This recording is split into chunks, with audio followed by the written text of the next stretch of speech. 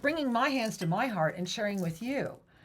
I remember in 1989, I remember it was Christmas Eve day, and I was at the epitome of my seven-figure career. And at that moment, that was a lot of money. I was traveling the world. I was literally gone 28 days a month, and my daughter was calling the nanny mommy, and I thought that was all okay, right? I was the epitome of that. I mean, the epitome of it.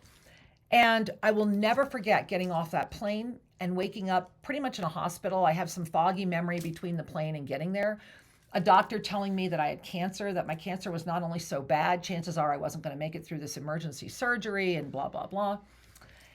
And that was the greatest gift in my life because that moment, that first and very profound near death experience, is the one that set the stage for who that I am today.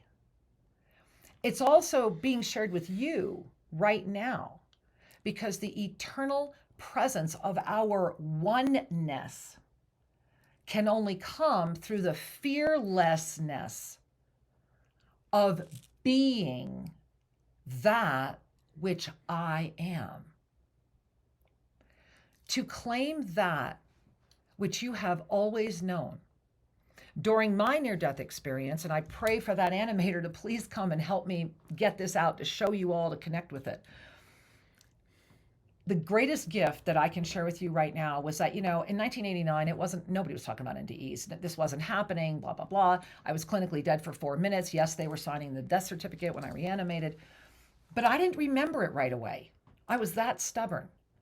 And it was because the consciousness reset that was going on in my brain that took me back to when I was a child, took almost a full 10 years to anchor and could not fully anchor till Shri and I came together. And you can read about that in our first book, Sacred Union, The Journey Home.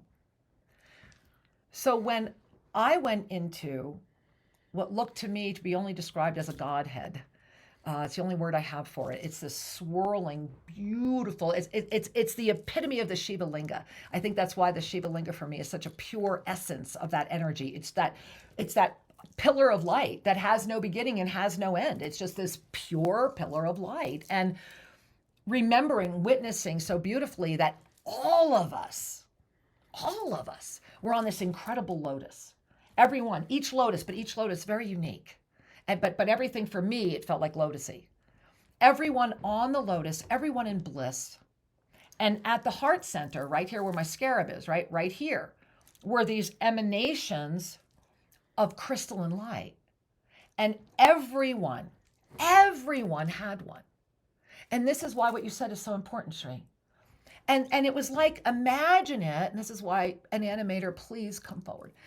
Imagine it was like big fields and universal experiences of crystalline connection, and it was eternal, eternal, eternal. And sometimes you would spin all the way in really close to the Godhead, and sometimes you were way out there, and I was witnessing that and how that happened, but you were never not out of it.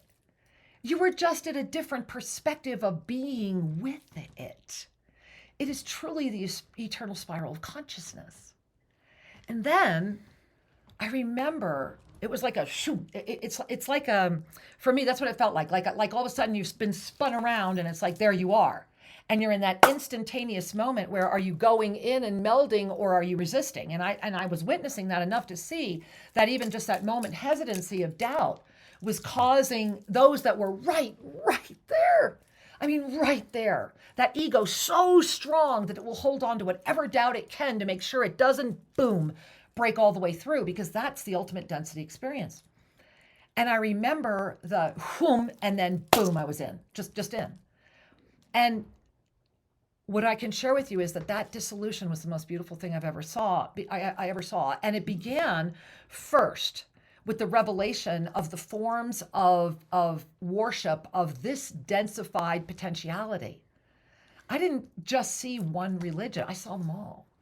I felt like Krishna at the moment when Arjuna is just saying, please show me, I want to know. And Krishna stands and shows it all in the unconditional love of all that is. All has the right to be. The perception of what that all looks like is the paintbrush of this moment. But that was my near-death experience. And it was beautiful. And there wasn't even a moment of anything other than bliss-filled understanding that we are one, that we are eternally connected, that this is a blink, and that we are the ones that get to create this dance. So why not dance? Why not dance? Have fun. Let it be that which we can inspire it through our own experience to be.